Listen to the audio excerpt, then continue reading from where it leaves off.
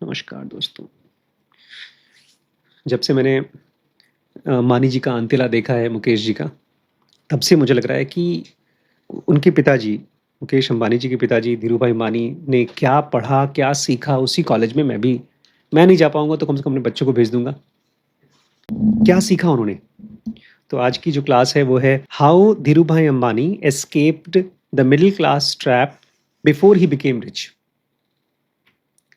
या इसको आप बोल सकते हैं the 7 decisions that made Dhirubhai Ambani different from everyone else. इससे पहले कि हम लोग आज का वीडियो शुरू करें, मैं अपने बारे में बता देना चाहता हूँ मैं कौन हूँ और ये हिमाकत मैं क्यों कर रहा हूँ। मेरा नाम है डॉक्टर आशीष शुक्ला। आज से करीब 10 साल पहले, 15 साल पहले मैंने एक नहीं 10 नहीं ऑलमोस्ट 20-25 साल पहले मैंने एक किताब पढ़ी थी, रिच डैड पुअर डैड।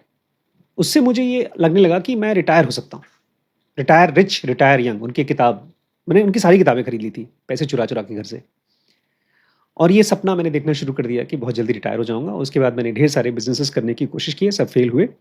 फिर चुपचाप मुंह दबा करके मैंने जॉब करना शुरू किया। मैं रेडियोलॉजिस्ट हूँ पेशे से, और मैंने फिर धीमे धीमे अपने आप को सिखाना शुरू किया, खाली एक किताब दो किताब के भरोसे नहीं। फिर 2020 में मैंने अपनी खुद की स्टार्टअप चालू की, रिम्पी स्कैन के नाम से। और उससे पहले मैंने चालू कर दिया था डीप नॉलेज यूट्यूब चैनल और एजुकेशनल एकेडमी, जहाँ पर मैं लोगों को स्पिरिचुअलिटी जिनोगा के नाम से सिखाता था। और अब मैं चेंज कोच हूँ, क्योंकि मुझे लगता है कि मैं फाइनेंशियली फ्री हो चुका हूँ। मतलब मुझे अब जॉब नहीं करने की ज़रूरत है, और मैं अपने बिज़नेस को एक अकेला, मतलब हस्बैंड वाइफ थे, 2 लोगों की टीम से अब ऑलमोस्ट 35-40 लोगों की टीम हो चुकी है। तो इसको बोलते हैं family stage to tribe stage. तो उसका एक स्केलिंग का मेथड है, वो मैं अपने आप को कई सालों से सिखा रहा हूँ, और मुझे लगता है मैं सीख पाया हूँ और सिखा भी सकता हूँ। इसलिए अब मेरे दिल में और बड़े-बड़े एम्बिशंस हो गए हैं। मैं अपने बच्चों को धक्का नहीं मारता हूँ कि तुम जाओ ट्रेडिशनल पढ़ाई करो, क्योंकि मुझे दिखता है ट्रेडिशनल पढ़ाई आपको रिस्क लेने से रोकती है। तो इस तरह की जो हम लोग वीडियोज़ बनाते हैं वो एकदम प्रैक्टिकल रीज़न्स की वजह से। एक तरफ मैं स्पिरिचुअलिटी पढ़ाता हूँ ताकि लोग अपने अंदर में शांत हो सकें, मेडिटेशन और डेथ की तैयारी कर सकें, और दूसरी तरफ मुझे पता है कि इसका साइड इफ़ेक्ट क्या होता है। लोग आलसी हो जाते हैं, नॉन एम्बिशियस हो जाते हैं। तो ये बहुत ज़रूरी है। ऐसा नहीं, आप अगर किसी को दौड़ा रहे हो, खूब एक्सरसाइज करा रहे हो, तो उसको प्रोटीन दो, पानी पिलाओ, तो डिहाइड्रेशन हो जाता है। ऐसे ही ये स्पिरिचुअल नॉलेज का डिहाइड्रेशन है कि आप नॉन एम्बिशियस हो जाते हैं।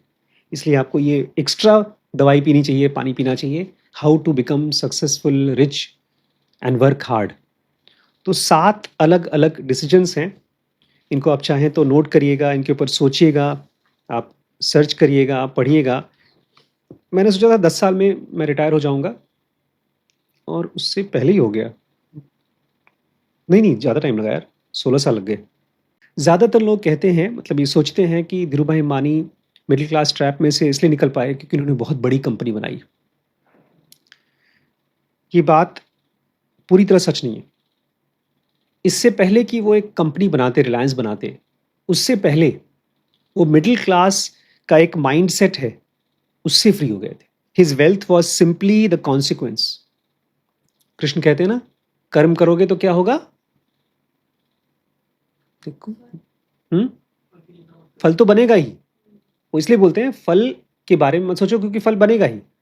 तो धीरूभाई अंबानी का जो माइंडसेट था, जो उन्होंने सबसे इंपॉर्टेंट डिसीजंस लिए थे, उसका कॉन्सिक्वेंस था मनी। तो मेन क्वेश्चन जो धीरूभाई जी ने पूछा, आपको भी अपने आप से पूछना चाहिए कि आखिर उनके दिमाग में क्या बदला बिफोर मनी अराइव्ड। इससे पहले कि उनके पास पैसे आए, उनके ब्रेन की वो जो अंजर पंजर हैं किस तरह से टूट करके फिर जुड़ी है। एक आम आदमी से कैसे वो डिफरेंट थे, क्योंकि वो पैसे के डिसीजंस नहीं है कि आपके पास पैसे आएंगे तभी आप लेंगे। वो सारे डिसीजंस हर किसी के पास अवेलेबल हैं। धीरू भाई जी ने कभी भी जॉब नहीं खोजा। जॉब किया, लेकिन किस लिए? क्योंकि मुझे मार्केट समझना है। ज़्यादातर लोग जो मिडिल क्लास के होते हैं वो बोलते हैं कि कौन सी कंपनी में मुझे जॉब लगेगी, गूगल, माइक्रोसॉफ्ट, रिलायंस या कोई भी कंपनी। धीरू भाई जैसे लोग क्या पूछते हैं? पैसा कहाँ घूम रहा है, कहाँ ज़्यादा पैसा है। जैसे आप मुझसे पूछ रहे थे कि एक और नया सेंटर क्यों? क्योंकि गरीब लोग भी पैसा खर्च कर रहे हैं, रोज़ खर्च कर रहे हैं बीमारी पे, अपना अल्ट्रासाउंड ऑपरेशन कराने के लिए। पैसा नदी की तरह है, कहीं से कहीं बह रहा है। तो धीरू भाई जैसे लोग यही पूछते हैं कि पैसा कहाँ से कहाँ जा रहा है।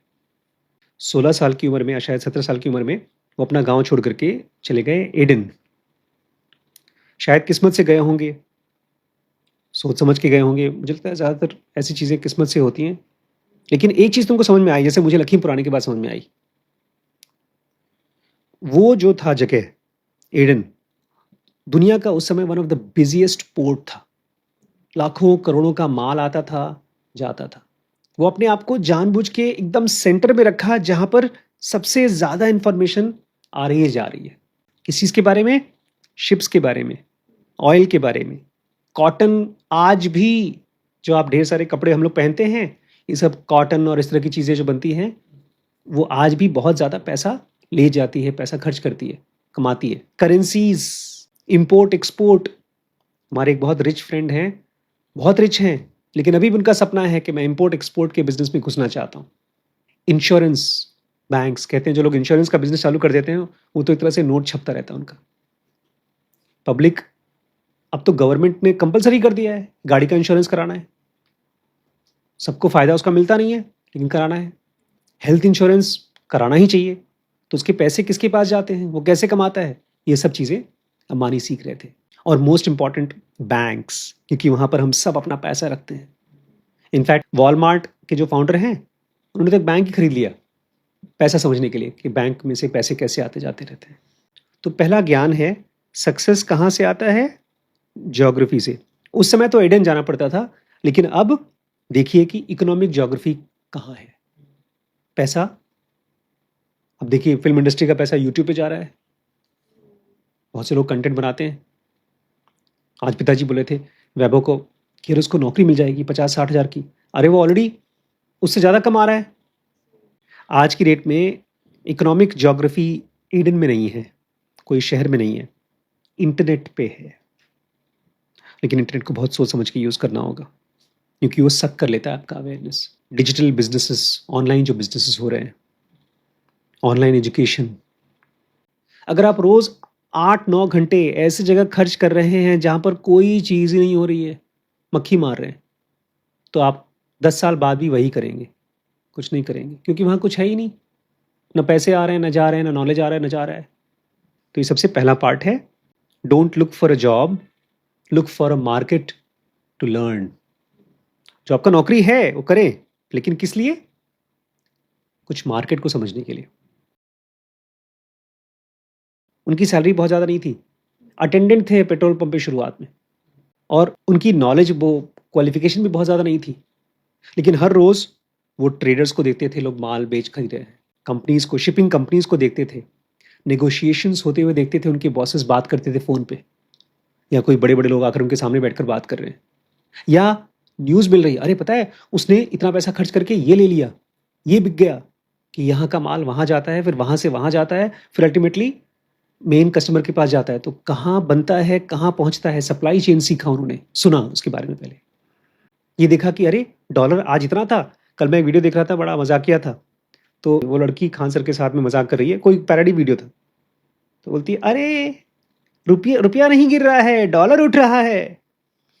दोनों बात एक ही है। करेंसी फ्लक्चुएशन में बहुत लोग अरबों रुपए कमा रहे हैं, बट हमको पता ही नहीं। उनको पता चला बहुत यंग एज में, उनको समझ में आया प्रॉफिट मार्जिन कहाँ कब कैसे मिलता है। आम आदमी पैसा देकर एमबीए करता है, उन्होंने पैसा लेकर कमा करके एमबीए किया, प्रैक्टिकल एमबीए किया, क्योंकि वो अपनी नौकरी को एमबीए ही मान के करते थे। ज़्यादातर लोग बोलते हैं क्या काम है यार, कुछ काम ही नहीं देते मेरा बॉस। खुश हो जाते हैं हम लोग, काम मिलता है तो करते हैं, ठीक है, ईमानदारी से काम कर लेते हैं, पैसा कमाते हैं। धीरू भाई क्या बोलते थे, what business am I secretly learning. कौन सा बिजनेस है जो मैं सीख रहा हूँ, यहाँ से कागज़ वहाँ दे रहा हूँ, उसको पढ़ते हुए इस आदमी की बात वहाँ पहुँचा रहा हूँ, सीख रहा हूँ। आज हमारे यहाँ सबसे ज़्यादा कौन सीखता होगा? सुधीर, दिलीप, आरिफ। अगर ये लोग अंबानी जी की तरह सोचते होंगे कि मैं क्या सीख रहा हूँ। आजकल इतने ज़्यादा लोग हैं कि लोग यूट्यूब पे जाकर के बिजनेस के पॉडकास्ट और बुक समरीज पता नहीं क्या क्या चीज़ें पढ़ रहे हैं, लेकिन क्या एक्चुअली वो सीख रहे हैं कि वो नॉलेज लेकर के भी अपने आप को एंटरटेन कर रहे हैं? तुम्हें पता है ये कंपनी इतने रुपए की बिकी है, क्यों बिकी, कौन सा नेटवर्क इफेक्ट था उसमें, आखिर वो छोटी सी कंपनी 4-10 लोगों की $300 मिलियन की क्यों बिक गई, प्रॉफिट मार्जिन क्यों आ रहा है? बहुत कम लोग हैं जो एक्चुअली सवाल पूछते हैं और सीखते हैं। हम लोग अभी सीख रहे हैं, ZMI में नेटवर्क इफेक्ट सीख रहे हैं, ग्रेट CEOs के बारे में सीख रहे हैं। ज़्यादातर लोगों के लिए इंटरनेट जो खजाना है इस समय अमीर बनने के लिए, वो यूज़ होता है केवल इवन बिजनेस का नॉलेज एंटरटेन होने के लिए और शो ऑफ करने के लिए, गॉसिप करते हैं हम लोग। तो सेकेंड लेसन क्या है? He didn't work for salary, he work for knowledge information. काम करते हुए जो आप सीखते हैं वो आपको याद रहता है। कल पापा बता रहे थे कहीं कोई UAE कंट्री में एक बहुत बड़ा एक्सीडेंट हो गया। पापा बड़ी चिंता कर रहे थे, यार उसको जेल हो गई होगी, वहां पर जो इंजीनियर्स होंगे, कोई ऑयल टैंकर या पता नहीं क्या था, वहां पर एक्सीडेंट हो गया। कैसे पता? उनको काम करते हुए सीखा है, जाना है उन्होंने। हम लोग की जो ज़्यादातर नॉलेज है वो केवल बुकिश नॉलेज है, पढ़ लिया, इकोनॉमिक्स के बारे में पढ़ लिया, फाइनेंस के बारे में पढ़ लिया, लेकिन प्रैक्टिकल वर्ल्ड का कुछ ज्ञान ही नहीं है। धंधा बोलते हैं उसको, उनको धंधा समझ में आता था। मिडिल क्लास 3 चीज़ें सीखता है, मतलब बाय डिफॉल्ट सीखता है। कमाओ, खर्च करो और बचाओ। पहले कमाओ, फिर खर्च करो, फिर बचाओ। धीरू भाई अंबानी क्या करते हैं? कमाते नहीं है, सबसे पहले खरीदते हैं, बिना पैसे के खरीदते हैं बहुत बार। तो यार अभी दे दे, बिक जाएगा तो पैसा दे दूंगा। उसके बाद खरीद लिया, फिर ट्रांसपोर्ट करो, जिसको चाहिए उसको भेज दो, उसको बोलते हैं ट्रेडिंग। वहां पहुंचा, पैसा मिला, सेल, और लास्ट में रिपीट, फिर यही चीज दोबारा दोबारा करते हैं। मिडिल क्लास क्या करता है? कमाओ, खर्च करो, बचाओ। और ये क्या करते हैं? Buy, transport, sell, repeat. अब कौन सी चीज बेच रहे हैं इससे फर्क नहीं पड़ता, जो चीज बिकती है बेचो, बस उसमें प्रॉफिट बचना चाहिए। मैं यहाँ पर देखता हूँ लखीमपुर में ना कुछ बड़े बड़े रियल एस्टेट एजेंट्स हैं, वो ज़मीनों के बारे में पता है क्या बोलते हैं? मेरा माल वहाँ पड़ा हुआ है, 10 लाख का माल है, 50 लाख का माल है, 5 करोड़ का ज़मीन है, वो तो ये वो माल है। धीरू भाई को क्या समझ में आया? Richest people don't merely create products, they move value. अमीर लोगों को ये समझ में आता है कि ये प्रोडक्ट नहीं है, ये तो 20,000 रुपये है, ये वैल्यू है, इसको बेचो, कमाओ। जहां कहीं पर भी ये माल यहां मिल रहा है वहां नहीं मिल रहा है, पहुंचा दो, प्रॉफिट पाओ। और ये वो प्रिंसिपल है जो आज नहीं, आज से 100 साल से ईस्ट इंडिया कंपनी भी इसी पर चली है। इंडिया में जूट मिल रहा है, वहां नहीं मिल रहा है, तो चलो यहीं से कमाओ। वहां पर चाय पीते हैं, यहां पर लोग चाय नहीं पीते हैं, प्रॉफिट कमाओ। आज माल का रूप बदला है, बट माल आज अभी बिकता है।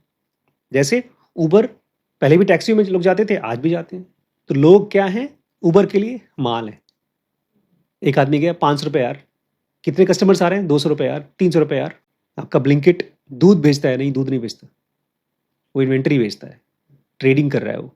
तो मीडियम बदलता है, कभी भी ट्रेड नहीं खत्म होता। ये बड़ा नया है मेरे लिए, मैं इसको कभी ऐसे सोचता नहीं था। इनफैक्ट सुधीर मुझसे ज़्यादा समझदार है इस मामले में। उन्होंने रिलेशनशिप्स पहले बनाए पैसा बनाने से। मोस्ट पीपल नेटवर्क, ज़्यादातर लोग नेटवर्क कब बनाते हैं? जब बहुत अमीर हो जाते हैं, तब दिखाते हैं, यार देखो मैं अमीर हूँ, मुझसे जुड़ो, मुझसे दोस्ती करो, मैं तुमसे दोस्ती करूँगा। लेकिन उन्होंने जब कोई नहीं जानता था तो लोगों से जान पहचान करते थे, दोस्ती करते थे, फ़ोन्स उठाते थे, फ़ोन करते थे। किससे? मर्चेंट्स जो सामान बेचते हैं, बैंकर्स जो आपको पैसा दे सकते हैं, सप्लायर्स जिनसे आप माल उठा सकते हैं, बाद में पैसा दे सकते हैं, कस्टमर्स जो आपको पैसा देगा आपके माल के बदले में, शिपिंग एजेंट्स, यहाँ से वहाँ शिपिंग करना है तो किस कंटेनर में कितनी जगह खाली है, कहाँ पर उस आदमी को कम पैसे में आप सामान शिप करवा सकते हो। कि हम अपनी ही प्रॉब्लम से परेशान रहते हैं, लेकिन जो लोग बहुत अमीर होते हैं वो बेसिकली प्रॉब्लम सॉल्वर्स होते हैं। अरे तेरा काम नहीं बन रहा है क्या? उसको पूछ, धीरू भाई को पूछ, वो कर देगा। देखा आजकल ऐड आता है, गोलू कहाँ है? आजकल यूट्यूब पे एक ऐड आता है, साहब ये माल नहीं जा रहा है, गोलू को पता होगा सर, ये मशीन खराब है, गोलू को पता होगा सर। वो गोलू वो आदमी है जो प्रॉब्लम सॉल्व करता है। ये ऐड चलता है आजकल टीवी में। मिडिल क्लास बोलता है यार ये यार झंझट है, कौन है मेरी प्रॉब्लम सॉल्व करेगा। और अमीर आदमी क्या बोलता है, किस आदमी की प्रॉब्लम्स मैं बार बार सॉल्व करके पैसे कमा सकता हूँ। और नई चीज क्या थी, रिलेशनशिप ऐसा नहीं होता है कि आपने आज किसी को मिल लिया, जान पहचान हो गई, बात खत्म हो गई। अगर किसी के साथ आपकी जान पहचान रहती है तो पैसे की तरह कंपाउंड होता है। अभी मैं गया, इलाहाबाद गया था, तो वहाँ पर 2-4 लोगों से जान पहचान हुई थी। अब उसमें एक पुलिस स्टेशन के एसआई थे, उनसे मेरी कम से कम 10 बार बात हुई, वो मेरा नाम जानते हैं। अब मुझे आज कॉल किया था किसी काम के लिए, उनको कोई रिपोर्ट जानी थी अपनी हेल्थ की, उनको बताया। अब धीमे धीमे वो रिलेशनशिप मजबूत हो रहा है। तो रिलेशनशिप क्या करता है, कंपाउंड करता है पैसे के साथ। इसलिए बड़ा इंपॉर्टेंट है कि आप लोगों से मिलें। हम सब रिस्क लेने से इतना डरते हैं कि अपने आप को कन्विंस कर चुके हैं रिस्क लेने लायक की चीज नहीं है। कुछ नया करना जिसमें हमारी बेइज्जती हो, पैसे की बात नहीं कर रहा हूं मैं, बस थोड़ा सा बेइज्जती हो जाए, वो नहीं करना है। एडन से इंडिया आ गए, वो कुछ पैसे कमा के लाए थे, लेकिन उससे ज्यादा क्या लेकर आए थे, कॉन्फिडेंस लेकर आए थे। यहां पर आए तो उनको कोई जॉब नहीं चाहिए थी जहां पर मुझे हर महीने इतना पैसा मिलना चाहिए। वो घुसे बिजनेस में, और बिजनेस किस चीज का नाम है, अनसर्टिनिटी का। पक्का नहीं है कि कब क्या हो जाएगा। हम लोग एक दिन यहाँ पर पढ़ रहे थे रिस्क एसिमेट्री। अगर आप अनसर्टिनिटी अवॉइड करते हो तो आप वो चीज़ें भी अवॉइड कर रहे हो जो कभी कभी बहुत ज़्यादा आ जाएगा, कभी कभी कम होगा, कभी कभी बहुत ज़्यादा हो जाएगा। जैसे वैभव बोल रहे थे नया सेंटर खोलेंगे, 4 महीने पैसे आएंगे, 8 महीने पैसे नहीं आएंगे। हाँ बिल्कुल सही बात है, लेकिन वो 4 महीने में आप पूरे 12 महीने का पैसा निकाल सकते हो। एक आदमी बोलेगा यार 6 महीने से मेरा कंपनी कमा नहीं रहा है, कोई बात नहीं, इनकम टैक्स तो साल के बाद भरना है ना। 12 महीने की कमाई केवल 2 महीने में होती है। तो अगर आप रिस्क छोड़ रहे हो, अनसर्टिनिटी छोड़ रहे हो, तो आप ढेर सारा पैसा टेबल पर छोड़ दे रहे हो। रिस्क खतरनाक नहीं होता, ब्लाइंड रिस्क खतरनाक होता है, जब आपको अपने ऊपर बहुत ज्यादा कॉन्फिडेंस हो जाता है। जब भी कोई आदमी कुछ हिसाब किताब लगाता है, यार इसमें इतना टाइम लगेगा, इतना पैसा लगेगा, लॉस भी हो सकता है, लॉस झेल लूंगा, हाँ झेल लूंगा, दिक्कत होगी लेकिन बहुत नहीं होगी, चलो कोई बात नहीं, ट्राई करते हैं। आज मेरे पास इतना बजट है कि मैं एक नया सेंटर को लॉस मेकिंग में भी 1-2 साल तक चला सकता हूँ। तो ये कैलकुलेटेड रिस्क है। लेकिन ऐसा नहीं कहूंगा कि चलो यार खोल देते हैं, यार कैलकुलेट कर रहे हैं। जितना उनके पास था उससे बड़ा सोचते थे। वो ये नहीं कहते थे कि मेरे पास कितना पैसा है, मैं क्या बना सकता हूँ, कौन सी कंपनी, कौन सी दुकान, कौन सा बिजनेस ना। वो बोलते थे, इनफैक्ट ये खाली धीरू नहीं, ऑलमोस्ट जितने भी बिजनेसमैन हैं, इनफैक्ट जेफ बेजोस की ये स्टोरी है, वो देख रहे थे इंटरनेट 1000% पर मंथ के हिसाब से बढ़ रहा था। धीरू भाई क्या बोलते थे, कौन सी मार्केट में बढ़ता ही जा रहा है, बढ़ता ही जा रहा है, बढ़ता ही जा रहा है। बहुत से लोगों को लगता है कि जब पूंजी आती है तब आपको समझ में आता है कि कहाँ लगाएं। नहीं, पहले आपको समझ में आ जाता है बॉस ये मार्केट बढ़ रहा है, इसी में लगाना है। जो लोग इन्वेस्ट करते हैं वो आपसे पूछते हैं यार कहाँ लगाएं पैसा, उनका पैसा तो बैंक में सड़ रहा है। Investors fund not business, they fund vision. Customers भी बोलते हैं अच्छा मेरे घर पे आकर सामान दे दोगे, अरे 10 रुपए ज्यादा ही ले लो। और एम्प्लॉयज को लगता है यार वो सड़ी कंपनी है, कुछ नहीं करती। यहाँ देखो, यहाँ तो हाईटेक कंपनी है, एसी में बैठने को मिलता है, कॉफी मिलता है, हर 1-1 घंटे में जितना कॉफी पीना है पी करके काम करो। मिडिल क्लास वेट करते हैं जब हमारे पास पैसा आएगा तब बिजनेस चालू करेंगे। लेकिन एंटरप्रेन्योर क्या बोलता है, मौका कहाँ है, मौका दिखाओ पहले मुझे, प्रॉफिट दिखाओ, पहले गैप दिखाओ, कहाँ पर चीज़ें नहीं हैं। जैसे आज ही हम लोग जो मीटिंग कर रहे थे, डिस्कस कर रहे थे, कहाँ पर अभी भी हॉस्पिटल्स कम हैं, डायग्नोसिस सेंटर्स कम हैं, आसपास में कितने टाउन्स हैं, कहाँ पर एक्चुअली क्वालिफाइड डॉक्टर्स हैं ही नहीं, कहाँ पर हम जा सकते हैं। अब तो वो दुनिया नहीं है जो धीरू भाई की थी।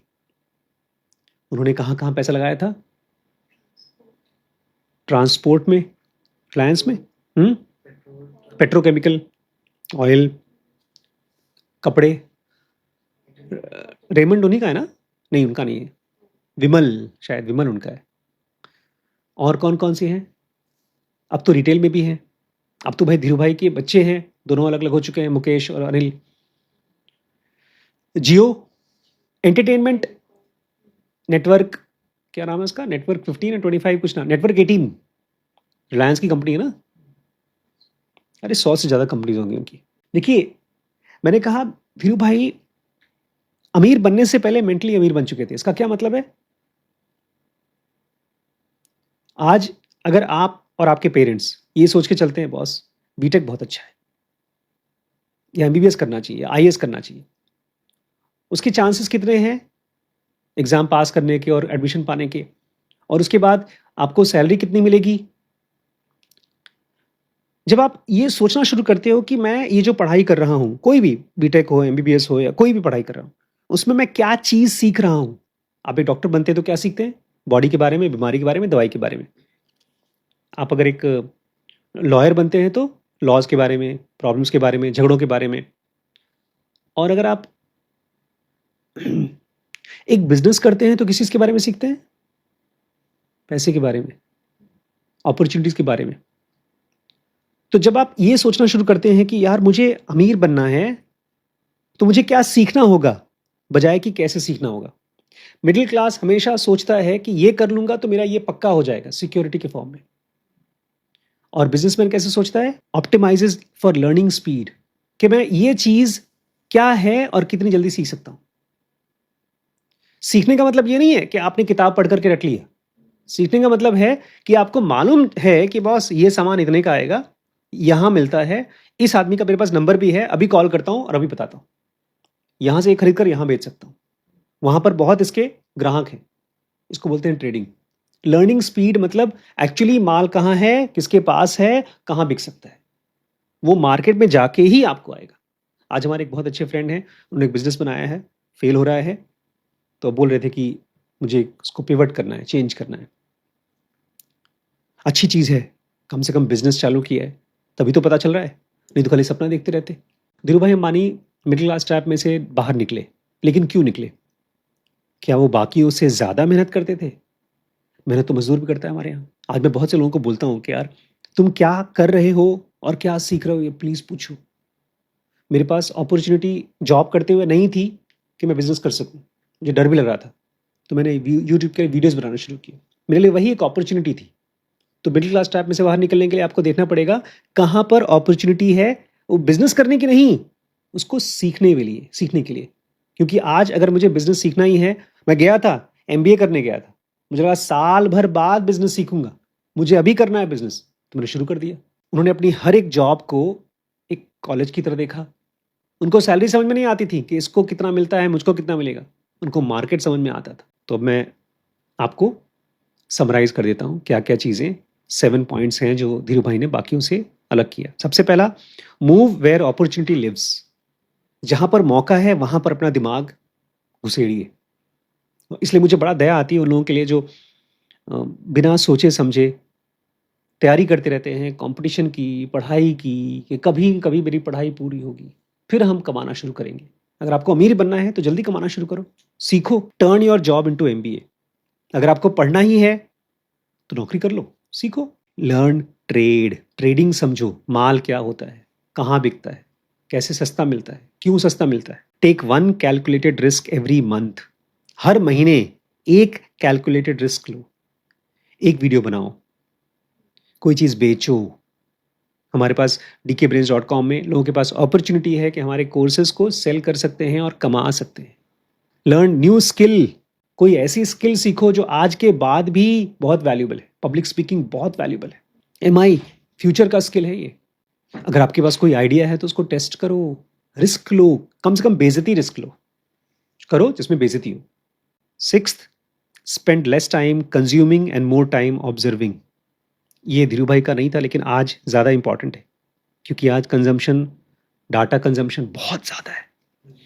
इनफैक्ट मैंने कुछ दिन पहले dkbrains.com पे अपलोड किया है, बहुत अच्छी सीरीज़ है, स्लो प्रोडक्टिविटी। अब मुझे फिर से उसको पढ़ाना है आप लोगों को। पता है क्यों?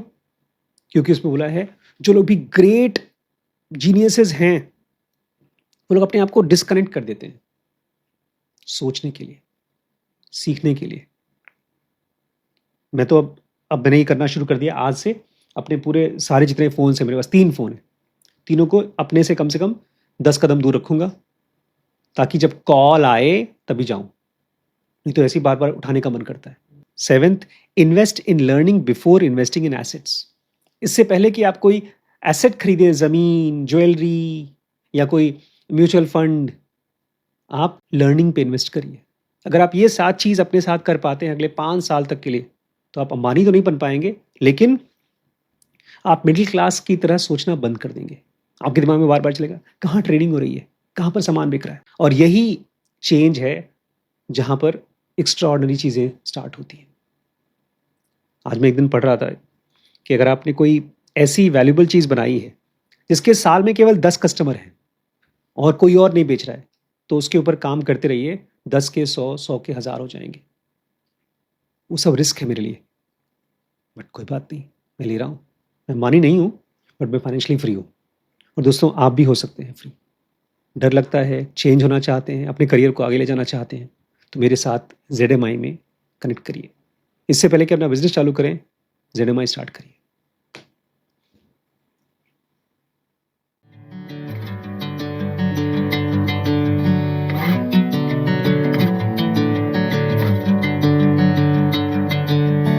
Bring me into golden sunlight.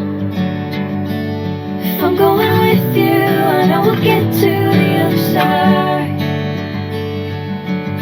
Sinking in, I know this feels right. Catching a crazy love moving through me like a waterfall.